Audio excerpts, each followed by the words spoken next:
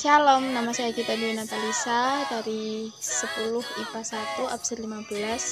Saya di sini ingin menjelaskan sedikit tentang garam dunia. Kamu adalah garam dunia. Jika garam itu menjadi tawar, dengan apakah ia diasinkan? Tidak ada lagi gunanya selain dibuang dan diinjak orang.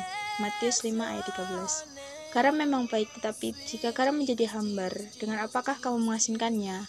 Hendaklah kamu selalu mempunyai garam dalam dirimu dan selalu hidup berdamai yang seorang dengan yang lain. Markus 9 ayat 50. Garam memang baik, tetapi jika garam menjadi tawar, dengan apakah ia diasinkan? Lukas 14 ayat 34.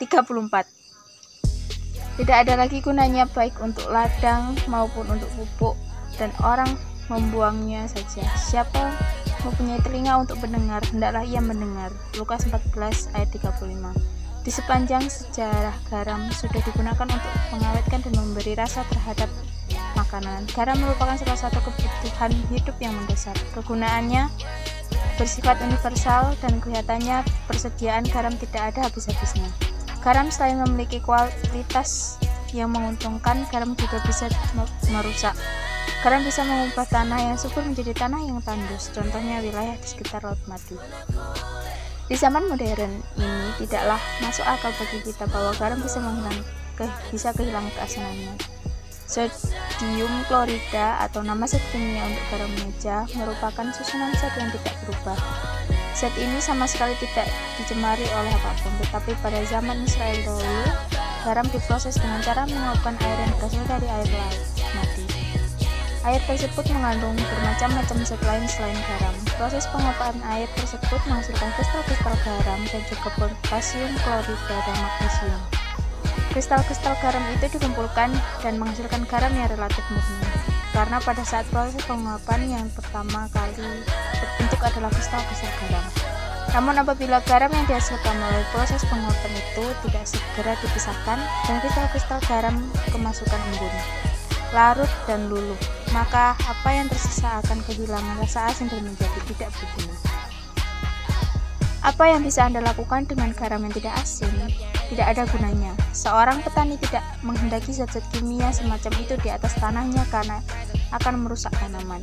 Membuang zat sisa di atas tumpukan pupuk juga tidak akan berguna, karena seringkali pupuk dikumpulkan dan disebarkan di tanah untuk menyuburkan.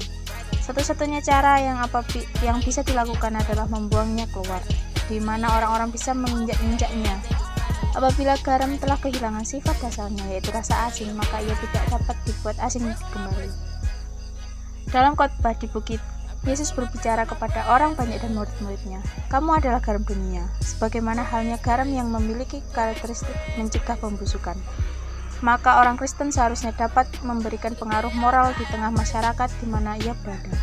Perkataan dan perbuatan mereka seharusnya bisa mencegah pencemaran dalam hal moral dan spiritual.